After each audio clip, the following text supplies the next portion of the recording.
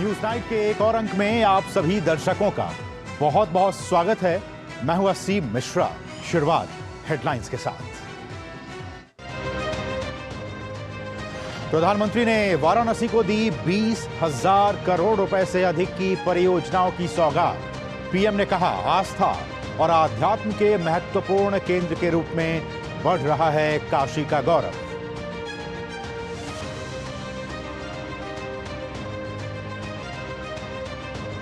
प्रधानमंत्री ने अपने संसदीय क्षेत्र वाराणसी में विकसित भारत संकल्प यात्रा में लिया हिस्सा। स्वरवेद महामंदिर का किया उद्घाटन। वाराणसी से नई दिल्ली के लिए एक नई वंदे भारत एक्सप्रेस ट्रेन को भी दिखाई हरी झंडी। संसद के दोनों सदनों में अहम विधायी कामकाज। राज्यसभा से जम्मू कश्मीर पुनर्गठन दूसरा विधेयक 2023 और संघ राज्य क्षेत्र संशोधन विधेयक 2023 पारित। लोकसभा से डाकघर संशोधन विधेयक पारित। टेलीकम्युनिकेशंस विधेयक किया गया पेश। संसद में सुरक्षा को लेकर हंगामा करने वाले विपक्ष के 78 सांसद निलंबित। लोकसभा अध्यक्ष ने अधीर रंजन चौधरी समेत 33 सांसदों को सत्र की बाकी अवधि के लिए किया निलंबित। राज्यसभा से भी 45 सांसद सस्पेंड। 11 सांसदों का मामला विशेषाधिकार कमेटी को भेजा गया। दिल्ली के मुख्यमंत्री अरविंद केजरीवाल को आबकारी नीति मामले में ईडी ने फिर भेजा समन। मनी लॉन्ड्रिंग मामले में 21 दिसंबर को पेश होने के लिए कहा।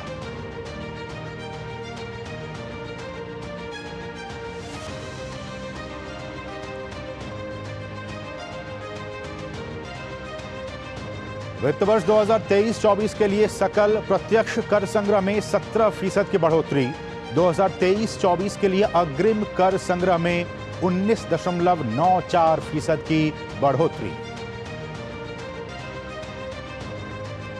डिजिटलीकरण की तरफ तेजी से बढ़ता हुआ भारत। यूपीआई लेन देन वित्त वर्ष 2017-18 के 1 लाख करोड़ रुपए की तुलना में बढ़कर वित्त वर्ष 2022-23 में 139 लाख करोड़ रुपए तक पहुंचा।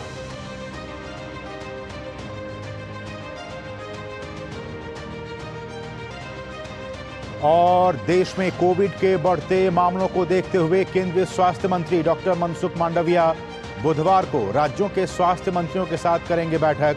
सभी विभागों की तैयारियों की होगी समीक्षा।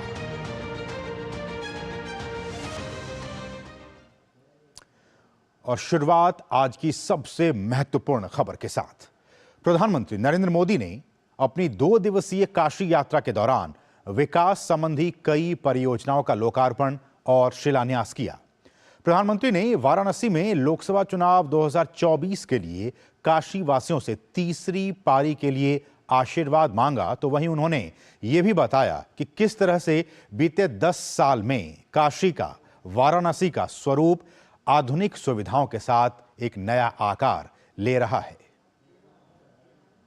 विकास की ये अमृत धारा जो काशी में बह रही है, वो इस पूरे क्षेत्र को नई ऊंचाई पर ले जाएगी।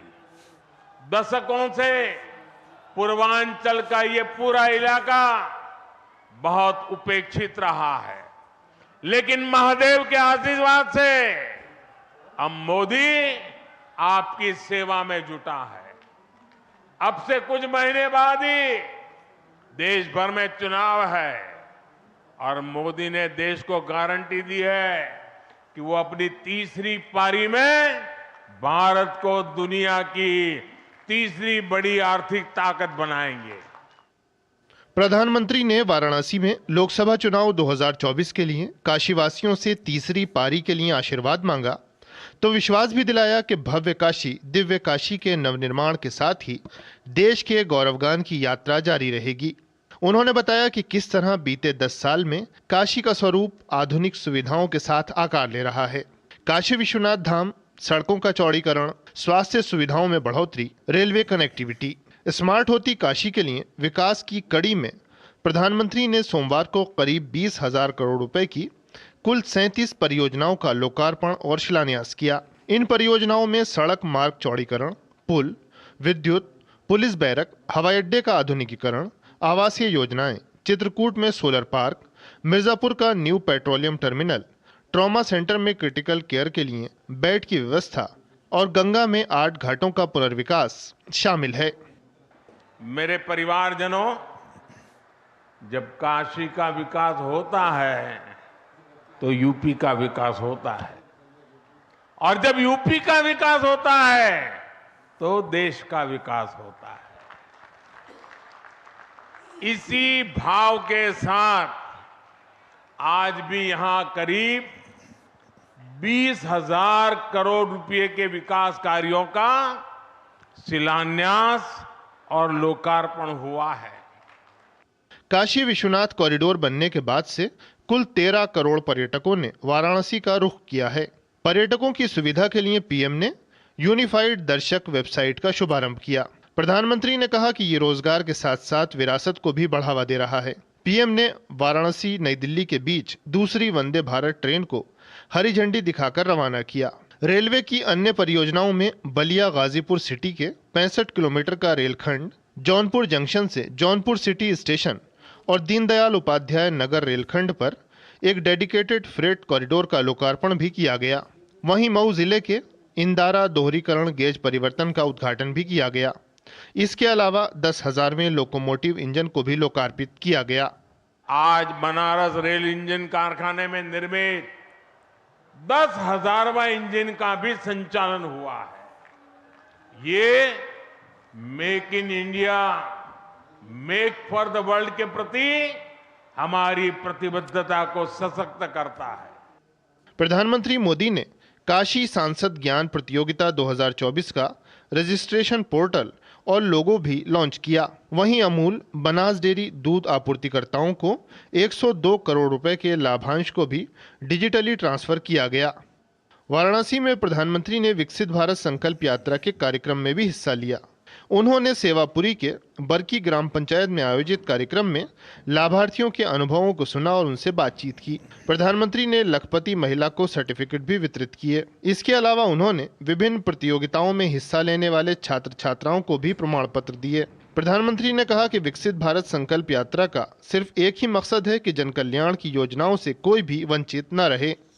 एक से बढ़कर एक सामर्थ्यवान हमारी माताएं, बहनें, बेटियां, बच्चे कितने सामर्थ्य से भरे हुए हैं, खेलकूद में कितने होशियार हैं, ज्ञान की स्पर्धाओं में कितने तेज है, ये सारी बातें खुदे देखने की, समझने की, जानने की, अनुभव करने की, ये सबसे बड़ा अवसर मुझे संकल्प यात्रा ने दिया है। और इसलिए सार्वजनिक जीवन में काम करने वाले हर एक को मैं कहता हूं, ये विकसित भारत संकल्प यात्रा ये हम जैसे लोगों के लिए एजुकेशन की चलती फिरती यूनिवर्सिटी है। आस्था और अध्यात्म के महत्व की काशी के सांसद के रूप में प्रधानमंत्री ने चहुमुखी विकास को गति दी है। वाराणसी के आसपास रेलवे इंफ्रा से लेकर एक्सप्रेसवे का इंफ्रा बना है। हवाई अड्डा आधुनिक हुआ है। किसानों के लिए डेयरी से लेकर पेरिशेबल कार्गो जैसी आधुनिक सुविधाओं का निर्माण भी हुआ है।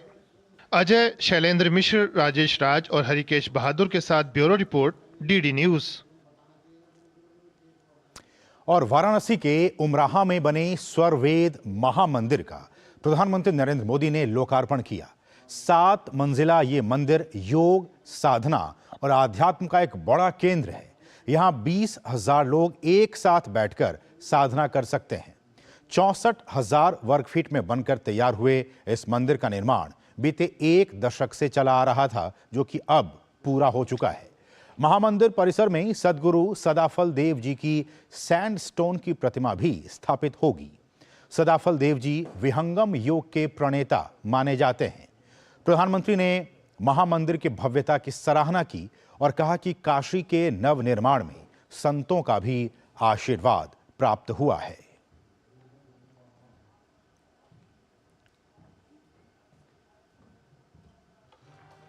आप संतों के सानिध्य में काशी के लोगों ने मिलकर विकास और नवनिर्माण के कितने ही नए कीर्तिमान गढ़े हैं। सरकार, समाज और संतगण सब साथ मिलकर काशी के कायाकल्प के लिए कार्य कर रहे हैं। आज स्वर्वेद मंदिर बनकर तैयार होना इसी ईश्वरीय प्रेरणा का उदाहरण है। ये महामंदिर महर्षि सदाफल देव जी की शिक्षाओं का, उनके उपदेशों का प्रतीक है। इस मंदिर की दिव्यता जितना आकर्षित करती है, इसकी भव्यता हमें उतना ही अचंभित भी करती है। प्रधानमंत्री ने कहा कि भारत दुनिया का एक ऐसा देश रहा है जिसने भौतिक उन्नति के लिए कभी भी भौगोलिक विस्तार और शोषण को सहारा नहीं बनाया। उन्होंने कहा कि गुलामी के कालखंड में भारत की चेतना, उसके मानवीय मूल्यों और विज्ञान संस्कृति को कमजोर करने की कोशिश की गई, लेकिन दुर्भाग्य से आजादी के बाद भी देश के सांस्कृतिक विकास को उतना महत्व नहीं दिया गया जितना कि उसे देना चाहिए था, उसे मिलना चाहिए था। लेकिन अब समय का चक्र घूमा है और एक बार फिर काशी से केदार तक, महाकाल से श्री राम तक, बुद्ध से रामायण सर्किट तक नए इंफ्रास्ट्रक्चर का विकास हुआ है। अगले कुछ सप्ताह में अयोध्या में राम मंदिर का निर्माण भी पूरा होने जा रहा है। हम समग्र विकास की ओर कदम तभी बढ़ा पाते हैं जब देश अपनी सामाजिक सच्चाइयों और सांस्कृतिक पहचान का समावेश करता है। इसलिए आज हमारे तीर्थों का विकास भी हो रहा है और भारत आधुनिक इंफ्रास्ट्रक्चर में नए रिकॉर्ड भी बना रहा है।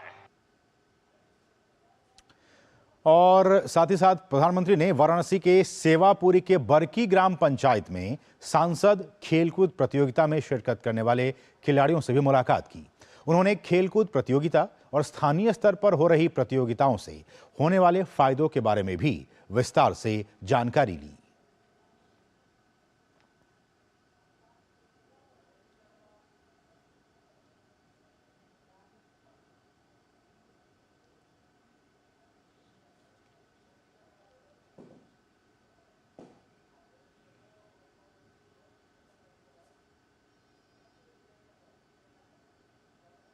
और यहां रुकें एक और छोटे से ब्रेक के लिए। आप देखते रहिए डीडी न्यूज।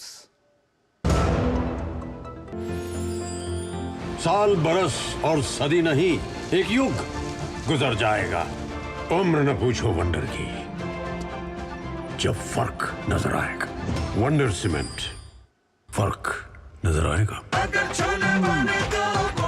गोल्डी छोले मसाले, जहाँ जाए रिश्ते बनाए, जहाँ जाए रिश्ते बनाए, गोल्डी मसाले। नमस्ते मास्टर जी। अरे करुण, तुम शहर से कब वापस आए? परसों आया मास्टर जी, माँ का बार बार फोन। अच्छा गिरधर, तुमने जो जानकारी दी उससे मेरे बेटे का काफी भला हुआ। Thank you sir. यार गिरी, तो पॉपुलर बन गया तू। पॉपुलर नहीं यार, डिस्ट्रीब्यूटर बन गया म्यूचुअल फंड्स का। मैं इन सभी की मदद करता हूँ, उनका भला होता है तो वो दुआ देते हैं। वाह यार। अगर आप भी मेरी तरह म्यूचुअल फंड्स डिस्ट्रीब्यूटर बनना चाहते हैं तो जाइए mfdkareshuru.com पर। तो करें शुरू।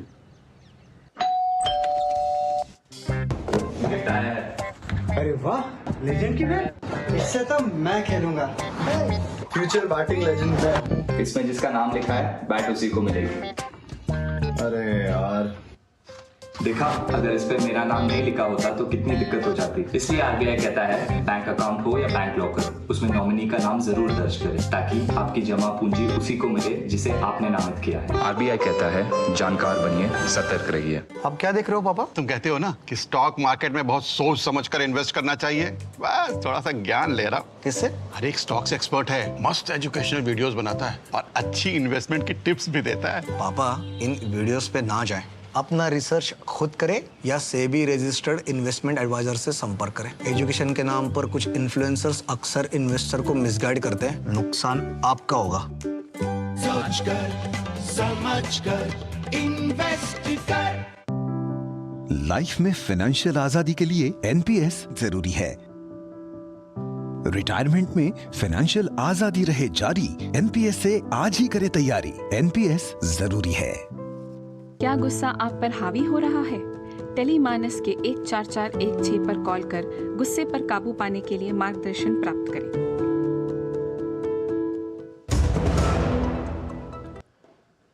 और ब्रेक के बाद आपका फिर से स्वागत है। प्रधानमंत्री नरेंद्र मोदी ने वाराणसी और दिल्ली के बीच चलने वाली वंदे भारत ट्रेन को हरी झंडी दिखाकर रवाना किया। वाराणसी और दिल्ली के बीच शुरू हुई वंदे भारत ट्रेन में महिला मुसाफिरों ने वंदे भारत ट्रेन के सफर को बहुत ही रोमांचक बताया। हमारे सहयोगी राजेश राज के साथ बातचीत में और क्या कुछ कहा महिला मुसाफिरों ने, आइए आपको दिखाते हैं। वाराणसी से Delhi Vande Bharat semi high speed train में डीडी न्यूज़ की टीम अभी सफ़र कर रही है और हमारे साथ ढेर सारे मुसाफिर जिनसे हम आपको रूबरू कराने की कोशिश करेंगे। कैसा लग रहा है, कितना बड़ा रोमांच है इस ट्रेन से सफ़र करना? काशी विश्वनाथ की नगरी जो है वाराणसी से आप देश की राजधानी सफ़र कर रही हैं, कितना बड़ा रोमांच है? मैं मूलतः दिल्ली से ही हूँ, but travelling in this train is a whole new experience. अभी मैंने थोड़ा टाइम पहले वंदे भारत भोपाल से दिल्ली की जर्नी की थी, महाकालेश्वर से। अब काशी आना हुआ महाकाल के ही दर्शन करने फिर से वंदे भारत में, तो मेरे लिए बहुत अच्छा एक्सपीरियंस है। 2 धार्मिक स्थलों को ये ट्रेन जोड़ेगी। जो श्रद्धालु पर्यटक यहाँ आएंगे उनके लिए कितना बड़ा राहत का ये पैगाम है? सर, बहुत ज़्यादा राहत का पैगाम है, क्योंकि ये ट्रेन उन प्लेसेस को कनेक्ट कर रही है उन श्रद्धालुओं के लिए, और इतनी फास्ट स्पीड पे सबसे बड़ी बात है। तो अब उनको, जैसा उन्होंने बोला कि जैसे अब उनको फ्लाइट की ज़रूरत नहीं है, इतना अच्छा इंफ्रास्ट्रक्चर अगर उन्हें ट्रेन में मिल रहा है, इतनी अच्छी सुविधाएं, इतने क्लीन वॉशरूम्स, इतना अच्छा खाना, इतनी कंफर्टेबल सीट्स जहाँ पे मतलब हर एज ग्रुप के लोग कंफर्टेबली ट्रैवल कर सकते हैं। इस ट्रेन के बाद लगता है कि बुलेट ट्रेन का सपना भी साकार हो? हाँ जी, बिल्कुल सपना साकार होगा, जैसे वंदे भारत का सपना साकार हुआ। आज सबसे ज़्यादा फास्टेस्ट ट्रेन जो है वंदे भारत है, और इतनी अच्छी सर्विसेज है, इतना अच्छा स्टाफ है, comfortable train at comfortable prices. So I am feeling very lucky कि मैं ट्रेन में वंदे भारत में ट्रैवल कर रही हूँ। हिंदुस्तान जो है वो ट्रेन के मामले में दूसरे मुल्क से कम्पीट नहीं कर पाता था, लेकिन वंदे भारत ने हिंदुस्तान को दूसरे मुल्क के साथ कम्पीट कराया है ट्रेन कनेक्टिविटी के मामले में। जैसे पहले जापान, रशिया, चाइना या यूएई साइड की जो ट्रेन्स होती थी, अभी उनको हम कम्पीट कर रहे हैं। हमारे यहाँ पे बुलेट वंदे भारत भी आने वाली है। बुलेट वंदे भारत और बुलेट ट्रेन्स जब आ जाएंगी तो एक अलग ही लेवल पे होगा हमारा इंडिया। बट आज भी अगर वंदे भारत की बात करते हैं, चाहे उसकी कंपैटिबिलिटी हो, चाहे वो सिटिंग प्लान हो, या उसमें सिक्योरिटी हो, और उसमें जितना हम टाइम सेव कर सकते हैं वो अदर जनरल क्लासेस में या जो नॉर्मल ट्रेन चलती हैं उनमें नहीं कर पाते। आपने सुना कि जो महिला पैसेंजर्स हैं उनके मन में वंदे भारत ट्रेन में सफ़र करना कितना रोमांच पैदा कर रहा है। वंदे भारत ट्रेन कहीं ना कहीं हिंदुस्तान को दुनिया भर के मुल्क में ट्रेन कनेक्टिविटी के मामले में कम्पीट कराने की कोशिश करेगा। हमारे कैमरामैन अजीत के साथ वंदे भारत ट्रेन से मैं राजेश राज, डीडी न्यूज़ के लिए। तो वंदे भारत में सफ़र कर रही महिलाओं में काफ़ी जोश और उत्साह आपने देखा इस रिपोर्ट के जरिए, राजेश राज की इस रिपोर्ट के जरिए। और आज का जो हमारा विशेष है वो इन्हीं तमाम विषयों पर है। विषय वो भी होंगे जैसे कि विकसित भारत संकल्प यात्रा की बात कर ली जाए, तमिल संगमम की बात कर ली जाए, वंदे भारत ट्रेन की बात कर ली जाए, काशी का जो विकास हो रहा है। तो इन तमाम जो विषय हैं इसके केंद्र बिंदु में है विकसित भारत का संकल्प। कैसे हम विकसित भारत की तरफ आगे बढ़ें और उसके जो संकल्प प्रधानमंत्री ने और पूरे देशवासी ने लिया है, इसी पर आज हम विशेष चर्चा करने जा रहे हैं। और इस चर्चा में हमारे साथ इस वक्त 2 बहुत ही खास मेहमान इस वक्त हमारे साथ जुड़ चुके हैं। हमारे साथ हैं शेखर अय्यर जी, जो कि वरिष्ठ पत्रकार हैं। सर, आपका बहुत बहुत स्वागत है इस कार्यक्रम में। और साथ ही साथ हमारे साथ अनंत विजय जी भी हैं, जो कि वरिष्ठ पत्रकार हैं। आप दोनों ही मेहमानों का बहुत बहुत स्वागत है। शुरुआत शेखर जी मैं आपसे करना चाहूँगा। और जैसा कि हमने आज कहा कि विकसित भारत का जो संकल्प हमने लिया है, देशवासी ने लिया है, 140 करोड़ की जो आबादी वाला देश है उसने लिया है कि 2047 तक हमें विकसित भारत की श्रेणी में आकर खड़ा होना है। ऐसे में आज का जो प्रोग्राम और बीते दिनों में जो कुछ भी हुआ है, चाहे वो विकसित भारत संकल्प यात्रा की बात कर ली जाए, वंदे भारत ट्रेन की बात कर ली जाए, काशी के विकास को लेकर जो योजनाएं परियोजनाएं चालू की गए, इन तमाम चीजों को मद्देनजर रखते हुए ये जो संकल्प है, उस संकल्प दिशा में हम कितने और आगे बढ़ते हुए दिखाई दे रहे हैं? असीम जी, केवल आज के दिन ले लीजिए, वाराणसी वैसे प्रधानमंत्री का कॉन्स्टिट्यूंसी है जी। नॉर्मली प्रधानमंत्री की कॉन्स्टिट्यूंसी अब पहले भी देखा कि उसकी ज्यादा उस पर ध्यान होती है, उस कॉन्स्टिट्यूंसी को स्थानीय सरकार, स्थानीय प्रशासन उसको करते आए। लेकिन आज का जो चित्र हमने देखा है, ये प्रधानमंत्री मोदी जी जैसे एक व्यक्ति इतने बिजी काम है, पिछले 9-10 साल से लगे हुए, कई फ्लैगशिप प्रोग्राम में मॉनिटर करते हुए, इनॉग्रेट करते हुए, फिर इस प्रोग्रेस को मॉनिटर करते हुए, आज हमने देखा अपने कॉन्स्टिट्यूंसी में जाके, जैसा एक कॉन्स्टिट्यूंसी की मेंबर ऑफ पार्लियामेंट का दायित्व बनता है कि क्या क्या कार्यक्रम वहाँ हो रहा है, किस तरह हो रहा है, खास करके जो फ्लैगशिप कार्यक्रम है उसको कैसे इम्प्लीमेंट किया गया है, लोगों का क्या अनुभव है। मतलब आप देख लीजिए, अगर इतने प्रोजेक्ट्स चल रहे हैं वाराणसी में प्रधानमंत्री की अपने कॉन्स्टिट्यूंसी को लेकर, जो लगातार, मतलब ये नहीं है कि अभी चुनाव आ रहा है इसलिए आज कर रहे हैं, हमने देखा है लगातार 3 महीने के बीच में, 6 महीने के बीच में वहां जाके लोगों से मिलना, प्रोजेक्ट को मॉनिटर करना। एक प्रकार से आप देख रहे हैं कि विकसित भारत कैसे एक रियलिटी बने, उस रियलिटी का आज एक यात्रा है, जिस यात्रा में प्रधानमंत्री जैसे कह रहे थे, वो चाहते थे कि जिनको लाभ मिला है, जो लाभार्थी है, उनसे सुने कि क्या हुआ है, कैसे हुआ है, कैसे उनके जीवन में बदलाव आया है, उनकी एक्सपीरियंस क्या रही है, अगर कमियां हैं वो भी बताइए। ये मुझे लगता है कि पहले किसी प्रधानमंत्री ने इस तरह अपने कॉन्स्टिट्यूंसी में जाके लोगों से बातें सुनी हो, इतने समय दिया हो। बिल्कुल। और साथ साथ में ऐसा नहीं है कि केवल अपने कॉन्स्टिट्यूंसी की ध्यान दे रहे, मतलब पूरा जितना पूरे हमारे कंट्री के जितने भी पिछले इलाके हैं, वहाँ क्या प्रोजेक्ट हो रहा है, कैसे चल रहा है, क्या पीछे रह गया, क्या छूट गया है। और इस विकसित भारत का एक ही उद्देश्य है कि कोई छूट ना जाए, कोई पीछे रह ना जाए। ये मुझे लगता है बहुत खास, इस कार्यक्रम का बहुत बड़ा जो खास चीज है यही है। बिल्कुल। ऐसे में अनंत जी, जब प्रधानमंत्री इस बात को दोहराते हैं कि जो विकसित भारत संकल्प यात्रा वो मेरे लिए एक एग्जाम है, वो एक परीक्षा है, और इसमें जो जनता के अनुभव होंगे वो ही हमारे लिए उसका आंसर होगा कि किस तरह से जनता तक वो तमाम योजनाएं पहुंच रही हैं या फिर नहीं, उससे वो लाभ ले पा रहे हैं या फिर नहीं। आपकी प्रतिक्रिया? असीम जी, देखिए, जो ये भारत संकल्प यात्रा है, इसका जो सबसे बड़ा टेक अवे है वो है कि डिलीवरी अंतिम व्यक्ति तक पहुंचे। अगर आप इसको भारतीय जनता पार्टी के आइडियोलॉजी से जोड़कर देखें तो पंडित दीनदयाल उपाध्याय ने समाज के अंतिम पायदान पर खड़े जिस व्यक्ति तक लाभ पहुंचाने की कल्पना की थी, नरेंद्र मोदी उस सपने को साकार कर रहे हैं। तो मुझे लगता है कि ये जो विकसित भारत यात्रा हो रही है, इसमें पूरा, जैसा कि आज प्रधानमंत्री ने अपने वक्तव्य में कहा भी, कि वो सरकार को जनता तक लेके जाना चाहते हैं, और यही ले जाने का उपक्रम है जिसका नाम है भारत संकल्प यात्रा। तो इसमें क्या हो रहा है, जो मोदी की गारंटी वाली गाड़ियां हैं, विकसित भारत संकल्प यात्रा जो गारंटी वाली गाड़ियां, जब तक भारत विकसित नहीं होगा, जब तक इसके आम जनता या इसकी आम आबादी सशक्त नहीं होगी, तो प्रत्यक्ष और परोक्ष रूप से प्रधानमंत्री और केंद्र सरकार की नीतियों और उसके साथ जुड़कर जो राज्य सरकारें हैं, वो जो हम मिलकर काम कर रही हैं, वहां यही प्रतीत हो रहा है कि अंतिम व्यक्ति तक सरकारी योजनाओं का लाभ पहुंचे। और जो नरेंद्र मोदी की ताकत है, जिसको डिकोड करने में विपक्ष लगातार फेल होता रहता है और लगातार उनसे चूक होती रहती, वो ये है कि नरेंद्र मोदी डिलीवरी सिस्टम पर बहुत ध्यान देते हैं, और जो जनता तक पहुंचने का उनका तंत्र विकसित किया। जैसे आप देखो, किसानों को लगभग 3 लाख करोड़ रुपए की अभी तक उनको धन दिया जा चुका है। 50 करोड़ से अधिक प्रधानमंत्री जनधन खाते खोले जा चुके हैं। जो गरीबी रेखा से नीचे लोग हैं,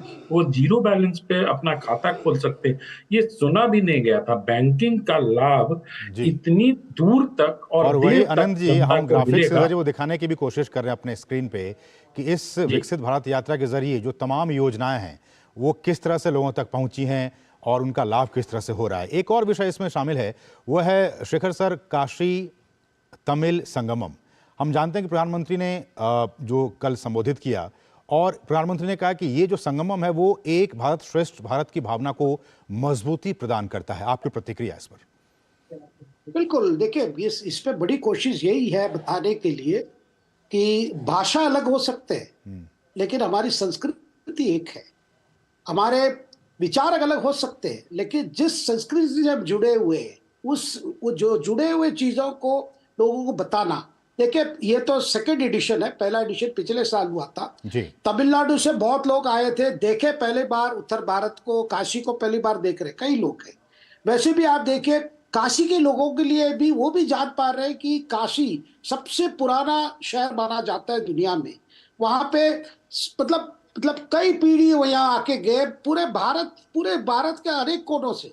और तमिलनाडु और बनारस का जो रिश्ता रहा है बहुत पुराना रिश्ता है, हजारों सालों का। वो पुनर् ये हो रहा है, लोग आके देख रहे हैं कि। लेकिन सर इसके बारे में इतिहास में लोगों को कम ही जानकारी दी गई। नहीं, जानकारी देती है और साथ साथ में एक बड़ी काम कर रही है शिव जी, मैं बताना चाहता हूँ जी, लगातार कुछ अलग बात ताकते हैं मेरे दक्षिण भारत में भी है जो ये कोशिश बार बार करते हैं भाई हमारी अलग है, हम कुछ भारत के जो अन्य हैं उससे संबंध नहीं है, कभी हिंदी पर विवाद, कभी संस्कृत पे विवाद। ये जो कोशिश हो रही है उसको नकारने का ये एक बड़ा कार्यक्रम भी है, क्योंकि जब लोग आके देखते हैं कि तमिल भाषा को लेकर, तमिल संस्कृति को लेकर, तमिल संगीत को लेकर, और ये सारे जब उत्तर भारत की इसकी प्रशंसा हो रही है, समझने की कोशिश हो रही है, एक प्रकार से एक संवाद शुरू हुआ है। ये संवाद दोनों तरफ से हो रहा है, जिससे जो हमारे युवा हैं जो भड़क जाते हैं कभी कभी राजनीतिक कारण से, कुछ राजनीतिक पार्टीज जो विवाद बीच बीच में खड़ा करते हैं ये दिखाने का भाई हम अलग है, भारत एक नहीं है, दक्षिण भारत अलग है, वो तो पॉलिटिकल गेन लेना चाह रहे हैं, लेकिन बिल्कुल आपने सही कहा कि विफल हो जाएगा इस तरह की कार्यक्रम से। बिल्कुल, वो पॉलिटिकल गेन कुछ पार्टियां लेना चाहती हैं, लेकिन साफ तौर पे ये दिख रहा है कि ये एक भारत श्रेष्ठ भारत की जो भावना है उसको साकार करता हुआ दिख रहा है, क्योंकि इसमें बहुत से लोग लगातार शामिल हुए हैं दूसरे संस्करण में। अनंत जी, ऐसे में एक सवाल आपसे भी है कि प्रधानमंत्री ने यह भी कहा कि इस एक साल के दौरान बहुत सारे कार्यक्रम हुए हैं, न सिर्फ काशी में बल्कि तमिल में भी, और उन्होंने कहा कि इस बात का ये प्रमाण है कि तमिलनाडु के साथ जो काशी का रिश्ता है वो न सिर्फ भावनात्मक है बल्कि रचनात्मक भी है। मैं इसी में बस एक चीज जोड़ना चाहूंगा कि सिर्फ कार्यक्रम नहीं हो रहे हैं बल्कि कुछ ठोस योजनाएं भी चलाई जा रही है। आपको असीम जी मैं बताऊं कि काशी हिंदू विश्वविद्यालय में राष्ट्र कवि सुब्रमण्यम भारती के नाम से एक चेयर भी स्थापित किया गया है और वहां उनकी रचनाओं पर लगातार न केवल शोध किया जा रहा है बल्कि उनको भारत और विश्व के अन्य कवियों और लेखकों के समकक्ष रखकर उनकी रचनाओं पर शोध किया जा रहा है। तो ये कुछ ठोस कार्य है, और अगर आप इसको नई राष्ट्रीय शिक्षा नीति से जोड़कर देखें तो जिस प्रकार से भारतीय भाषाओं के उन्नयन और प्रोन्नयन की बात हो रही है, तो वहां बीएचयू में बैठा व्यक्ति भी, बीएचयू में बैठा छात्र भी काशी में बैठकर तमिल में पढ़ाई कर सकता है, पटना में बैठकर तमिल की पढ़ाई कर सकता है, केरल में बैठकर मतलब हिंदी में पढ़ाई कर सकता है। तो ये जो राष्ट्रीय शिक्षा नीति का सोच है, उस सोच को सप्लीमेंट करने के लिए इस तरह की योजनाएं, और काशी में और तमिलनाडु में तो बड़ा ही पुराना और ऐतिहासिक रिश्ता रहा है। काशी में अगर आप जाइए तो काशी एक ऐसी जगह है जहां पूरा भारत आपको दिखाई देता है। हर राज्य के घाट है, हर राज्यों का एक अलग से एक मोहल्ला है, वहां आपको कभी कन्नड़ भी मिलेंगे, तमिल भी मिलेंगे, तेलुगु भी मिलेंगे, यही बात प्रधानमंत्री ने कहा कि इस इतिहास को बीते वर्षों में भुलाने की कोशिश की गई, लेकिन एक बार फिर से केंद्र सरकार और खासकर प्रधानमंत्री मोदी ने उस बात को स्वीकार किया कि नहीं, अब उन बातों को फिर से लोगों के सामने रखने की ज़रूरत है, ताकि जो एक रिश्ता न सिर्फ भावनात्मक बल्कि सांस्कृतिक संबंध जो हैं उसको फिर से लोग समझ सके, जान सके, तभी एक भारत और श्रेष्ठ भारत की जो संकल्पना है वो साकार हो पाएगी। सर, समय इतना ही, आप दोनों मेहमानों का बहुत बहुत। जी, बस एक बात कहना चाहूंगा, 10 सेकंड की अनुमति दे दीजिए। हमारे यहाँ कहा गया, जो आपने कंक्लूड किया उसमें मैं बस एक बात कहना चाहता हूँ कि हमारे यहाँ ये कहा जाता है कि वामपंथी इतिहासकार जो होते हैं वो ईश्वर से भी बड़े होते हैं। ईश्वर भविष्य तो बदल सकता है, अतीत नहीं बदल सकता, लेकिन हमारे जो वामपंथी इतिहासकार हैं वो लगातार अतीत को भी बदल देते हैं। चलिए बहुत बहुत शुक्रिया सर, समय इतना ही है। शेखर सर आपका बहुत बहुत शुक्रिया, अनंत जी आपका बहुत बहुत शुक्रिया, आप दोनों मेहमानों का हमारे साथ जुड़ने के लिए इस खास कार्यक्रम में बहुत बहुत शुक्रिया। बढ़ेंगे आगे और यहाँ रुकेंगे एक और छोटे से ब्रेक के लिए। आप देखते रहिए डीडी न्यूज। साल बरस और सदी नहीं, एक युग गुजर जाएगा। उम्र न पूछो वंडर की, जब फर्क नजर आएगा। वंडर सीमेंट, फर्क नजर आएगा। अरे रामदयाल, तेरी उपज का क्या हुआ? अरे औने पौने दाम मिल रहे थे इसलिए नहीं बेची। और तुम्हारी उपज? मेरी उपज ये रही मेरे मोबाइल में, एकदम सुरक्षित। अरे ये तो कोई रसीद लगती है। कोई रसीद नहीं, डिजिटल रसीद है जो WDRA से पंजीकृत वेयरहाउस में उपज रखने से मिलती है। WDRA? WDRA भारत सरकार की एक संस्था है जो अच्छे और सुव्यवस्थित वेयरहाउसों को पंजीकृत करता है। अच्छा, अब तुझे इस रसीद का कमाल दिखाता हूँ, चला। देखा, इस रसीद पर बैंक से लोन हो गया। ये तो कमाल हो गया। कमाल तो अभी और भी है भैया। देखो, जब और जहाँ उपज के अच्छे दाम मिलेंगे, उपज बेच दूंगा और फिर बैंक का सारा लोन भी चुकता कर दूंगा। अरे वाह। मुन्नी, पापा, आप मेरा नया बैग लाए? हाँ, ये रहा तुम्हारा नया बैग। और तुम्हारे लिए झुमके। WDRA का प्रयास, किसानों का आर्थिक विकास। कांग्रेट्स यार। राज, तू क्या करेगी? I have cleared my exams. मैं म्यूचुअल फंड डिस्ट्रीब्यूटर बनूंगी। म्यूचुअल फंड डिस्ट्रीब्यूटर, स्कोप क्या है इसमें? MFD में स्कोप अनलिमिटेड है। शुरुआत के सालों में मैं जितनी मेहनत करूंगी, जितने कस्टमर्स बनाऊंगी, उतना ही फ्यूचर में मेरा भला होगा। आप भी मेरी तरह म्यूचुअल फंड डिस्ट्रीब्यूटर बन सकते हैं। जानिए कैसे, mfdkarenshuru.com पर। तो करें शुरू। तुम्हें पता है इन्वेस्टर्स के लिए एक इन्वेस्टर प्रोटेक्शन फंड होता है, IPF। लेकिन अगर तुम्हारा ट्रेड एक्सचेंज पर एग्जीक्यूट नहीं हुआ या फिर कोई गारंटीड रिटर्न्स वाली स्कीम है, तो ये IPF आपकी मदद नहीं कर सकता है। और अगर आपका ब्रोकर ही डिफॉल्टर बन जाए तो फिर IPF आपको कॉम्पेंसेशन दिला सकता है। कहाँ से सीखा? NSE की साइट पर। समझकर इन्वेस्ट कर। लाइफ में फाइनेंशियल आजादी के लिए NPS जरूरी है। रिटायरमेंट में फाइनेंशियल आजादी रहे जारी, NPS से आज ही करें तैयारी। NPS जरूरी है। माँ, ये खीर किसके लिए? आज तेरे दादाजी का जन्मदिन है, उनके लिए। तो मैं दादाजी को क्या दूँ? अपना मोबाइल फोन देना। ये क्या कर रही है? दादाजी के लिए आयुष्मान कार्ड बना रही हूँ। घर बैठे? हाँ। आयुष्मान ऐप पर जाकर अपना या परिवार के सदस्य का नाम लाभार्थी सूची में ढूंढें। आधार, OTP या फेस ऑथ द्वारा ऑथेंटिकेट करें। डिटेल्स भरें। अब मोबाइल से फोटो खींचकर अपलोड करें। दादाजी, ये लीजिए अपना आयुष्मान कार्ड। ये उपहार तो जीवन भर काम आएगा। और एक प्रकार से PM जय अब गरीबों की जय बन गई है। 5 लाख तक के मुफ्त उपचार की गारंटी, स्वास्थ्य का वरदान आयुष्मान।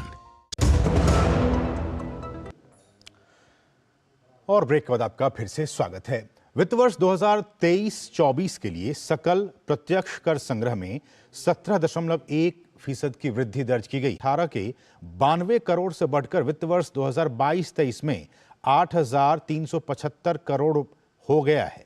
इसी तरह UPI लेन देन वित्त वर्ष 2017-18 के 1 लाख करोड़ रुपए की तुलना में 168% की CAGR की दर से बढ़कर वित्त वर्ष 2022-23 में 139 लाख करोड़ रुपए तक पहुंच गया है। UPI ने चालू वित्त वर्ष के दौरान 11 दिसंबर यानी कि बीते 11 दिसंबर 2023 तक 8,572 करोड़ लेन देन हासिल कर चुका है। UPI देश में डिजिटल भुगतान लेन देन की समग्र वृद्धि में प्रमुख प्रेरक शक्ति रही है, जो कि वित्त वर्ष 2022-23 में 62% डिजिटल भुगतान लेन देन के लिए उत्तरदायी है। प्रचलन में आज की तारीख में जो बैंक नोटों के मूल्य में वर्ष दर वर्ष यानी कि साल दर साल वृद्धि वित्त वर्ष 2021-22 की तुलना में 9.9% से घटकर वित्त वर्ष 2022-23 में 7.8% पर आ गई है। तो इन दोनों ही खबरों के क्या कुछ मायने हैं। जो डायरेक्ट टैक्स कलेक्शन है वो भी बढ़ गया है और जो डिजिटल लेन देन है वो भी बढ़ा है। इनके क्या कुछ मायने हैं भारत के लिहाज से, उसकी अर्थव्यवस्था के लिहाज से, इस पर बातचीत करने के लिए एक बहुत ही खास मेहमान, वो किसी परिचय के मोहताज नहीं हैं, वेद जैन जी हैं जो कि टैक्स के एक्सपर्ट हैं। सर, आपका बहुत बहुत स्वागत है। इस कार्यक्रम में। और वेद सर, ये बहुत ही शुभ संकेत भारतीय अर्थव्यवस्था के लिए इसको माना जाए कि जिस तरह से डायरेक्ट टैक्स कलेक्शन में भी वृद्धि हुई है और डिजिटल लेन देन में भी काफ़ी वृद्धि हुई है। आपकी नज़र में, आप इन मामलों को बहुत ही करीब से जानते हैं और समझते हैं, आपकी प्रतिक्रिया? देखिए, डायरेक्ट टैक्स कलेक्शन की वृद्धि अपने आप में देश की आर्थिक बढ़ती हुई वृद्धि का एक प्रतीक है। और आपने जैसे बिल्कुल ठीक कहा कि इस समय की जो लगभग 21% की जो नेट ग्रोथ आई है टैक्स की, वो इस बात का अंदेजा लगा रही है कि भारत की इकोनॉमी कितनी तेजी से बढ़ रही है। ये इकोनॉमिक पैरामीटर है डायरेक्ट टैक्स कलेक्शन, और उससे लगता है इसके कारण जो बढ़ने के कारण है वो स्वाभाविक है। एक तो जो डिजिटाइजेशन हुआ है उससे बहुत फर्क पड़ा है। एक जो हमारी स्टेबिलिटी आई है इसमें भारत सरकार की, जो आज की डेट में इकोनॉमिक पॉलिसीज में जो स्टेबिलिटीज है, जो इंफ्रास्ट्रक्चर में इंप्रूवमेंट हुई है, उससे प्रोडक्टिविटी बढ़ी है। प्रोडक्टिविटी बढ़ी है तो प्रॉफिटेबिलिटी बढ़ी है, और प्रॉफिटेबिलिटी बढ़ गई है तो उससे हमें ये लगा है कि आज की डेट में हर क्षेत्र में तरक्की हो रही है, हर क्षेत्र में उन्नति हो रही है, तभी ये डायरेक्ट टैक्स आ रहा है। आपने शायद जो आंकड़े शेयर किए उसमें सबसे महत्वपूर्ण आंकड़ा ये है कि जो अब की बार जो ग्रोथ है वो पर्सनल टैक्सेशन में सबसे ज्यादा आई है, क्योंकि पर्सनल जो आपके टोटल 13,70,000 करोड़ के कलेक्शन में 6,73,000 करोड़ रुपए पर्सनल टैक्स से आया, जिसकी वृद्धि लगभग 28% के करीब है, जो अपने आप में बहुत इंप्रेसिव वृद्धि आई। इसमें वे सर, पहले की सरकारें भी और अभी भी सरकार की तरफ से ये अपील की जाती है कि देखिए, आप लोग जो टैक्स देने वाले हैं, जो टैक्स पेयर्स है, वो दीजिए, टैक्स दीजिए, छुपाइए मत। और उसका भी एक सफल हम कह सकते हैं कि रिजल्ट ये हुआ कि सरकार के इस आह्वान से हम देख रहे हैं कि इसमें काफ़ी वृद्धि हुई है, और जो प्रोसेस है टैक्स भरने का वो काफ़ी सरलीकृत हुआ है। ये भी एक कारण है। हाँ, देखिए, अवेयरनेस और साथ ही साथ इजी कंप्लायंस, दोनों चीजों ने बहुत वृद्धि है। और आपने देखा होगा इनकम टैक्स आज की डेट में डायरेक्ट टैक्स बिल्कुल फेसलेस है। आपको कहीं जाने की जरूरत नहीं है, आप घर बैठे ही अपने रिटर्न भरते हैं, घर बैठे ही टैक्स जमा कराते हैं, घर बैठे ही आपकी असेसमेंट होती है, सारे कंप्लायंस घर बैठे हो जाते हैं, तो बहुत इजी हो गया है। साथ ही साथ कंप्यूटराइजेशन से जो डाटा की एनालिसिस है वो बहुत इजी हो गई है। टैक्स पेयर को भी सुविधा है कि उसे पता है कि उसकी टैक्स की इनकम कितनी है, करेक्ट इनकम है, रिपोर्टिंग ठीक होती है, और उसमें कहीं गलती होती है तो टैक्स डिपार्टमेंट को, एडमिनिस्ट्रेशन को भी आइडिया लग जाता है कि कहाँ पर गलती नजर आ रही है, कहाँ कुछ से। उससे क्या हुआ है कि टैक्स कंप्लायंस बहुत इंप्रूव कर गया है। आपने देखा होगा नंबर ऑफ टैक्स पेयर जिस तरह से इंडिया में बढ़ रहे हैं, तो वो अपने आप में इस बात का अंदाजा लगाया जा सकता है कि कितना भारी कंप्लायंस इंप्रूव कर रहा है। और डिस्प्यूट्स भी काफी कम हुए हैं सर। हाँ जी, डिस्प्यूट्स भी काफी कम हुए हैं लोगों के। हाँ, डिस्प्यूट्स तो देखिए, ऑब्वियसली जब डिजिटाइजेशन, कंप्यूटराइजेशन हो गया तो आपको कहीं डिस्प्यूट करने का मौका नहीं मिलेगा, सब चीजें रिकॉर्ड के ऊपर है। लेकिन एक जो दूसरी बात आपने कही वो भी बहुत अच्छी है, जो समझने की है। डिजिटाइजेशन से और जो यूपीआई की पेमेंट है, बिल्कुल, उससे भी अकाउंटेबिलिटी बहुत बढ़ गई है। अब आज की डेट में कोई ट्रेडर, कोई व्यापारी जब आप कोई परचेज करते हैं, उस ट्रांजेक्शन को छुपा नहीं सकते हैं, क्योंकि पेमेंटें सारी ऑनलाइन है और वो रिकॉर्ड में आती है। तो जो हमने डिमोनेटाइजेशन करने के बाद जो लोगों में एक अवेयरनेस क्रिएट की है कैशलेस इकोनॉमी की तरफ जाने के लिए, उसका भी बहुत टैक्स कलेक्शन में फर्क पड़ा है, क्योंकि अब ज्यादातर कंज्यूमर, ज्यादातर बायर की कोशिश करते हैं वो पेमेंट ऑनलाइन करते हैं, क्रेडिट कार्ड से करें, यूपीआई से करें या दूसरे वॉलेट के थ्रू करें, तो वो सारी पेमेंट रिपोर्ट होती है। और उनको रिपोर्ट होने का अंदाजा ये है कि आपको उसके ऊपर जो इनकम है, आयकर है, वो देना पड़ेगा, और उसी से कलेक्शन इंप्रूव होती है। एक सर आखिर में सवाल कि डिजिटल इंडिया के लिहाज से इसको देखा जाए, चूंकि प्रधानमंत्री का ये एक सपना है कि हम डिजिटल इंडिया की तरफ बहुत तेजी से आगे बढ़ें, उस दिशा में आगे बढ़ने की दिशा में ये जो आंकड़े आए हैं उनको आप कैसे देखते हैं? नहीं, ये तो बहुत महत्वपूर्ण कदम है। देखिए, डिजिटल इंडिया के जो ये आंकड़े आपने यूपीआई के जो आंकड़े शेयर किए, 168% की ग्रोथ आई है, ये आई है, ये अपने आप में अंदाजा लगाया जा रहा है कि कितनी अवेयरनेस लोगों के अंदर आ गई है। ये अवेयरनेस आने के दो कारण है। एक तो इजी, कितना सिस्टम इजी हो गया है। मैं हमेशा कहता हूं, अगर आप अपने पॉकेट में कैश लेके घूमते हैं, घर पे कैश रखते हैं, तो आपको जो उसके ऊपर नुकसान होता है, क्योंकि उसके ऊपर कोई अर्निंग नहीं आती, आपकी सिक्योरिटी का रिस्क बढ़ता है आपके लिए। इसके विपरीत अब जब आप यूपीआई की पेमेंट करते हैं, तो आपके पास बैंक में पैसा है, आपके अकाउंट में पैसा है, उसके ऊपर कुछ इंटरेस्ट की अर्निंग है, सिक्योरिटी है आपकी, और उतना ही पैसा बाहर जाता है जितना कि आपको खर्चा करने की जरूरत है, और दूसरे के अकाउंट में भी इमीडिएटली उसके अकाउंट में क्रेडिट हो जाता है। तो स्वाभाविक ये डिजिटल इकोनॉमी का भी बहुत बड़ा अचीवमेंट है, और डिजिटल इकोनॉमी मेरा कैसा मानना है, जो ग्रोथ आपने इस साल दिखाई है अगले साल उससे बढ़कर ग्रोथ आएगी, क्योंकि जैसे जैसे अवेयरनेस आएगी, जैसे जैसे एफिशिएंसी इंप्रूव करेगी, जैसे जैसे लोगों को लगेगा कि ये सुविधाजनक है, आप कहीं जाते हैं तो आपको पर्स देखने की जरूरत नहीं पड़ती, आपको सिर्फ यूपीआई से पेमेंट इमीडिएटली आप कर देते हैं। बिल्कुल। और तो सर वो अपने आप डिजिटल इकोनॉमी का बहुत बड़ा बेनिफिट है। और प्रैक्टिकली प्रधानमंत्री ने आह्वान भी किया था कि आप किसी एक दिन बिना कागजी नोट के या फिर पैसे के बिताइए और डिजिटली पेमेंट कीजिए। मुझे सर, मैं इसको फॉलो कर रहा हूँ, मुझे लगता है कि बीते कई दिनों से, मुझे याद नहीं कि मैंने कब विड्रॉ किया था, सारा काम, छोटे से छोटे और बड़ा से बड़ा काम आजकल क्या, मैं बीते दिनों में भी आगे भी करता रहूँगा, डिजिटली यूपीआई के जरिए कर रहा हूँ सर। कोई दिक्कत नहीं है, बहुत ही आसानी से, सेफ और सिक्योर तरीके से हो पा रहा है। तो मैं तो इसका सीधा एग्जांपल आपको एक दे सकता हूँ कि आप अगर मार्केट में सब्जी खरीदने भी जाएंगे, सब्जी वाले की दुकान पर आप छोटा सा अपना कार्ड लगाएंगे, वो पेमेंट हो जाएगी। अब सबके पास ये छोटे से छोटे दुकान पे वाले पे जाएंगे, पेमेंट करते हैं, इससे बढ़िया क्या सुविधा चाहेगी। बिल्कुल। जो पेमेंट कर रहा है वो भी सुविधा में है, उसको भी कोई दिक्कत नहीं हो रही है, और जो रिसीव कर रहा है उन्हें भी कोई दिक्कत नहीं हो रही है। बिल्कुल ही सीमलेस ट्रांजैक्शन होता है, ईमानदारी से और बहुत ही ट्रांसपेरेंट हिसाब से। सर, इतना ही समय है। वेद सर, बहुत बहुत शुक्रिया सर हमारे साथ जुड़ने के लिए, इस बहुत ही महत्वपूर्ण विषय पर चर्चा करने के लिए बहुत बहुत शुक्रिया। बढ़ेंगे आगे और यहाँ रुकेंगे एक और बहुत ही छोटे से ब्रेक के लिए। आप देखते रहिए डीडी न्यूज। साल, बरस और सदी नहीं, एक युग गुजर जाएगा। उम्र न पूछो वंडर की, जब फर्क नजर आएगा। वंडर सीमेंट, फर्क नजर आएगा। गोल्डी छोले मसाले, जहाँ जाए रिश्ते बनाए, जहाँ जाए रिश्ते बनाए, गोल्डी मसाले। मोदी सरकार की गारंटी, महिलाओं के लिए धुआं मुक्त रसोई। प्रधानमंत्री उज्ज्वला योजना के तहत 10 करोड़ गैस कनेक्शन। हमारा संकल्प, विकसित भारत। अब क्या देख रहे हो पापा? तुम कहते हो ना कि स्टॉक मार्केट में बहुत सोच समझकर इन्वेस्ट करना चाहिए, बस थोड़ा सा ज्ञान ले रहा हूँ। किससे? हर एक स्टॉक्स एक्सपर्ट है, मस्त एजुकेशनल वीडियोस बनाता है और अच्छी इन्वेस्टमेंट की टिप्स भी देता है। पापा, इन वीडियोस पे ना जाएं। अपना रिसर्च खुद करें या सेबी रजिस्टर्ड इन्वेस्टमेंट एडवाइजर से संपर्क करें। एजुकेशन के नाम पर कुछ इन्फ्लुएंसर्स अक्सर इन्वेस्टर को मिसगाइड करते हैं, नुकसान आपका होगा। सोच कर, समझ कर, इन्वेस्ट कर। Ashutosh Verma, mutual funds distributor. अरे सर जी, म्यूचुअल फंड वाले खुद ही कहते रहते हैं डायरेक्ट इन्वेस्टमेंट कर लो। सारे डायरेक्ट इन्वेस्टमेंट करेंगे तो आपका कौन पूछेगा?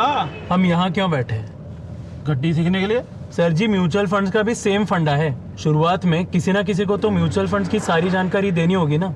मैंने भी शुरुआत करनी। आप भी मेरे तरह म्यूचुअल फंड्स डिस्ट्रीब्यूटर बन सकते हैं। जानिए कैसे mfdkareshuru.com पर। तो करें शुरू। लाइफ में फाइनेंशियल आजादी के लिए एनपीएस जरूरी है। रिटायरमेंट में फाइनेंशियल आजादी रहे जारी, एनपीएस से आज ही करे तैयारी। एनपीएस जरूरी है। लेट हो गया आज तो। अरे बेटा, नाश्ता तो करते जाओ। मम्मा फिर से वही बोरिंग नाश्ता। अच्छा मम्मा, तुम्हारा ही घास फूस वाला नाश्ता मुझे नहीं करना है। वैसे भी ऑफिस के बाहर क्या मस्त पकौड़े वाला है, अब से मेरा नाश्ता वही होगा। विधेयक को पहले ही पारित किया जा चुका है। इसी के साथ विधेयक को अब संसद की मंजूरी मिल गई है। इसके अलावा संचार मंत्री अश्विनी वैष्णव ने लोकसभा में टेलीकम्युनिकेशंस विधेयक 2023 को पेश किया। इस विधेयक से इंटरनेट आधारित कॉलिंग और मैसेजिंग ऐप को भी टेलीकम्युनिकेशंस के दायरे में लाया जा रहा है। संसद के दोनों सदनों में विपक्ष के भारी हंगामे के बावजूद सोमवार को कई अहम विधायी कामकाज पूरे किए गए।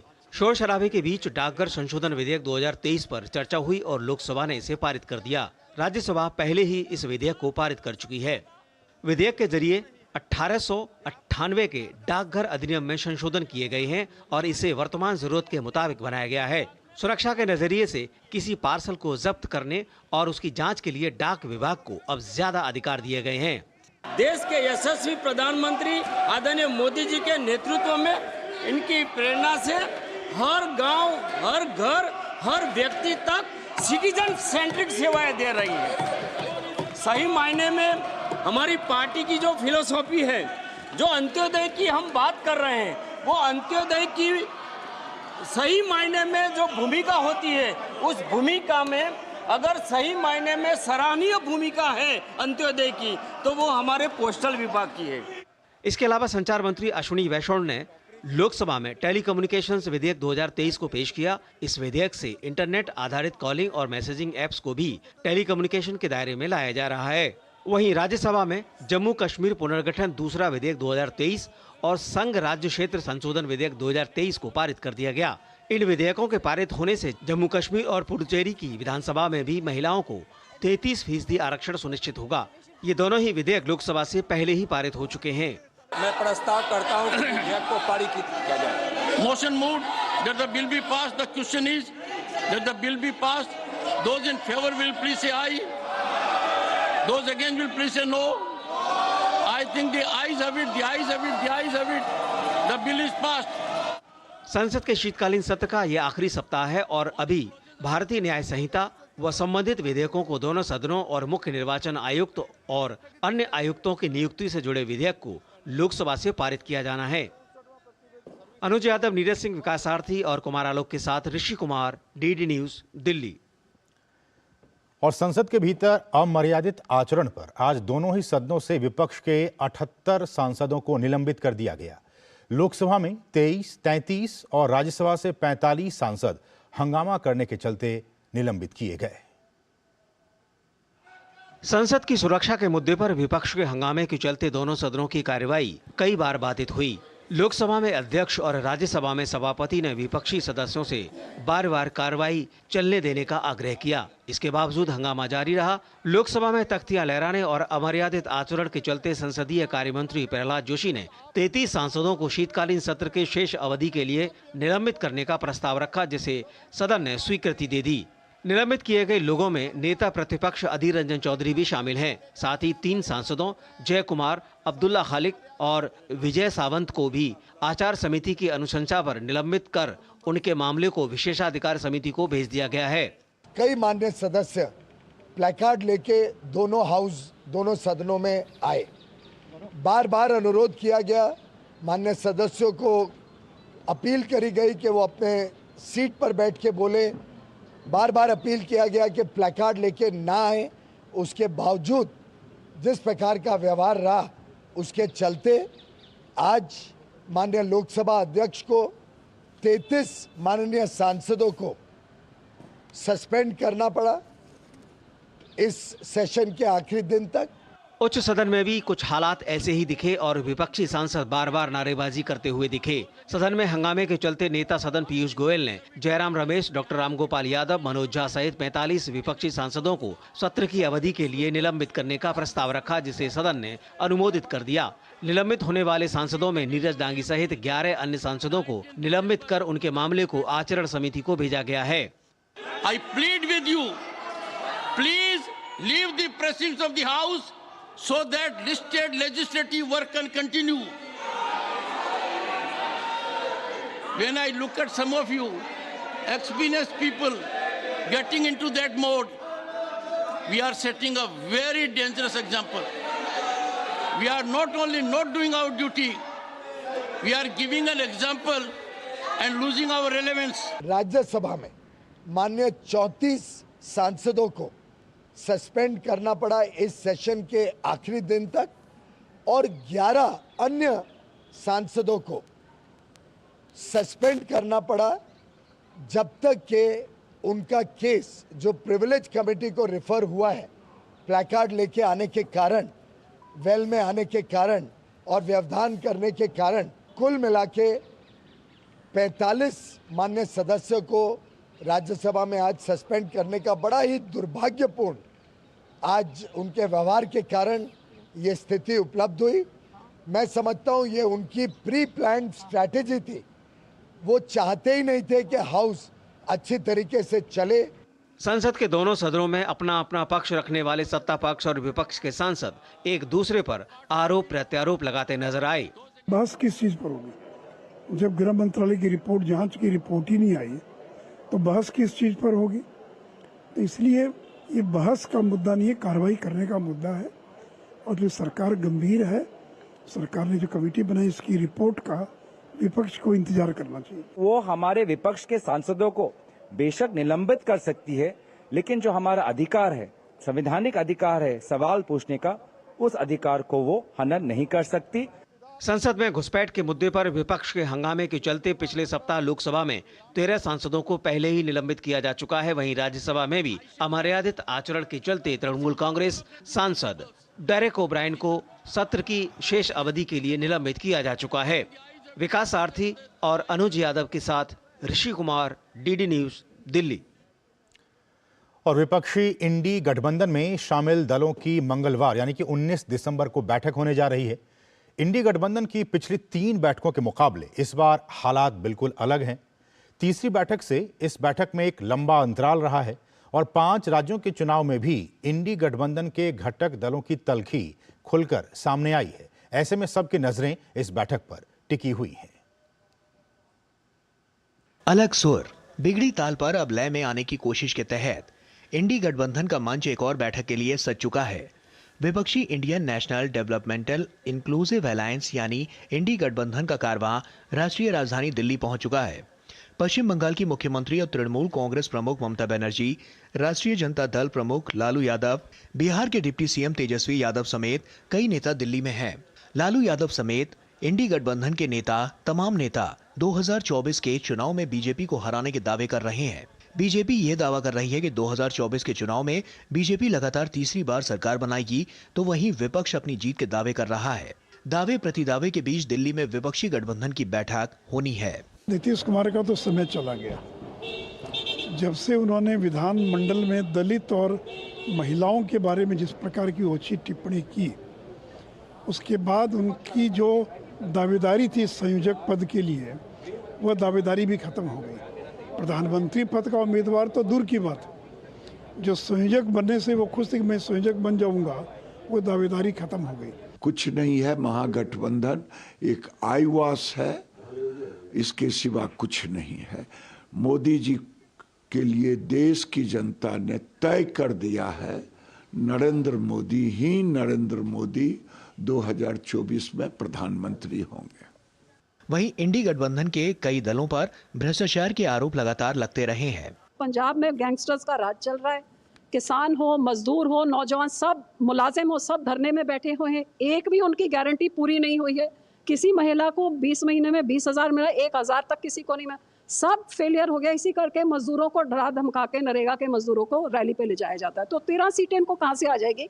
ये देश को दिखाने के लिए है। अफसोस ये है कि पंजाब के पैसे लूटे जा रहे हैं। केजरीवाल और भगवंत मान दोनों इकट्ठे होकर लूट रहे हैं। इंडी गठबंधन की पिछली 3 बैठकों के मुकाबले इस बार हालात अलग हैं। तीसरी बैठक से इस बैठक में लंबा गैप है और 5 राज्यों के चुनाव में भी इंडी गठबंधन के घटक दलों की तल्खी खुलकर सामने आई। ऐसे में सबकी नजरें बैठक पर है। कांग्रेस अध्यक्ष मल्लिकार्जुन खड़गे ने ये बैठक पहले ही बुलाई थी, लेकिन नीतीश कुमार, हेमंत सोरेन, ममता बनर्जी और अखिलेश यादव के इनकार के बाद बैठक टालनी पड़ी थी। कभी तकरार, कभी दरार और अब इकरार के बीच ये देखने वाली बात होगी कि सीटों के बंटवारे सहित तमाम मुद्दों पर भानुमति का कुनबा क्या रुख अपनाता है। Bureau report, DD news. और केंद्र सरकार ने हाल ही में कोविड के मामलों में वृद्धि और केरल में कोरोना का एक नया वेरिएंट JN1 के पहले मामले का पता चलने के बाद राज्यों को एडवाइजरी जारी की है। स्वास्थ्य एवं परिवार कल्याण मंत्रालय के सचिव सुधांशु पंत ने सभी राज्यों को पत्र लिखकर राज्यों से कोविड पर निरंतर निगरानी बनाए रखने का आग्रह किया है। केंद्र ने राज्यों को नियमित रूप से जिलेवार SARI और ILI मामलों की रिपोर्ट और निगरानी करने को कहा है। वहीं राज्यों को अधिक से अधिक संख्या में RT-PCR टेस्ट कराने और पॉजिटिव मामलों के नमूने को जीनोम टेस्टिंग के लिए प्रयोगशालाओं में भेजने को कहा है। हालांकि एडवाइजरी में यह भी कहा गया है कि फिलहाल भारत में घबराने की कोई बात नहीं है। वहीं केंद्रीय स्वास्थ्य मंत्री डॉक्टर मनसुख मांडविया बुधवार को राज्यों के स्वास्थ्य मंत्री के साथ कोविड की समीक्षा बैठक करेंगे। इसमें सभी विभागों की तैयारियों की समीक्षा की जाएगी। और आपको आप दिखाते हैं राष्ट्रीय खबरें, दिन भर कुछ दूसरी अहम खबरें पर एक निगाह डाली फटाफट अंदाज में, और इसके साथ ही हमें दीजिए अनुमति। नमस्कार। विदेश मंत्री डॉक्टर एस जयशंकर ने श्रीलंकाई संसदीय प्रतिनिधिमंडल से मुलाकात की। मुलाकात के दौरान निवेश, पर्यटन, परियोजनाओं और लोगों के बीच आदान प्रदान सहित विभिन्न क्षेत्रों में सहयोग को और गहरा करने पर चर्चा की गई। भारत दौरे पर आए यूरोपीय संसद के सदस्यों ने विदेश मंत्री डॉक्टर एस जयशंकर से मुलाकात की। विदेश मंत्री ने एक्स पर जानकारी देते हुए लिखा कि इस दौरान भू राजनीतिक, अभिसरण, आपूर्ति श्रृंखला, सुरक्षा, डिजिटल संवेदनशीलता, एआई और समुद्री सुरक्षा पर एक उपयोगी चर्चा हुई। राष्ट्रीय जांच एजेंसी एनआईए ने एक बड़ी साजिश को नाकाम करते हुए देश में आईएसआईएस के बल्लारी मॉड्यूल का पर्दाफाश किया है। एनआईए ने 4 राज्यों में करीब 19 ठिकानों पर छापेमारी करते हुए मॉड्यूल के 8 संदिग्ध आतंकियों को गिरफ्तार किया है। केंद्रीय जांच एजेंसी प्रवर्तन निदेशालय ने दिल्ली के मुख्यमंत्री अरविंद केजरीवाल को पूछताछ के लिए एक बार फिर से सम्मन भेजा है। दिल्ली सरकार की पूर्व आबकारी नीति और भ्रष्टाचार के मामले में पूछताछ के लिए ईडी मुख्यालय में केजरीवाल को बुलाया गया है। लोकसभा और विधानसभाओं में 33% महिला आरक्षण के प्रावधान वाले कानून को 2024 में होने वाले लोकसभा चुनाव से पहले लागू करने की याचिका पर दिल्ली हाईकोर्ट ने सुनवाई से इनकार किया। संसद से पारित कानून के मुताबिक इस एक्ट को परिसीमन की प्रक्रिया के बाद लागू किया जाना है। ज्ञानवापी मस्जिद परिसर में हुए सर्वे की रिपोर्ट भारतीय पुरातत्व सर्वेक्षण एएसआई ने सोमवार को जिला जज की अदालत में दाखिल की। जिला जज डॉक्टर अजय कृष्ण विश्वेश ने 11 दिसंबर को सर्वे रिपोर्ट दाखिल करने का आदेश दिया था। 21 दिसंबर को इस पर सुनवाई होगी। मध्य प्रदेश, छत्तीसगढ़ और राजस्थान में बीजेपी की सरकारें काम में जुट गई हैं। इस बीच छत्तीसगढ़ और मध्य प्रदेश के मुख्यमंत्री के रूप में शपथ लेने के बाद विष्णुदेव साय और डॉक्टर मोहन यादव पहली बार दिल्ली पहुंचे और बीजेपी अध्यक्ष जेपी नड्डा से मुलाकात की। केरल में राज्यपाल राज्य सरकार विवाद के बीच केरल के राज्यपाल आरिफ मोहम्मद खान ने स्पष्ट रूप से कहा है कि उन्हें केरल पुलिस की सुरक्षा की जरूरत नहीं है। उन्होंने राज्य पुलिस पर मुख्यमंत्री के इशारे पर काम करने का आरोप लगाते हुए कहा कि मुख्यमंत्री पुलिस को अपना कर्तव्य नहीं निभाने दे रहे हैं।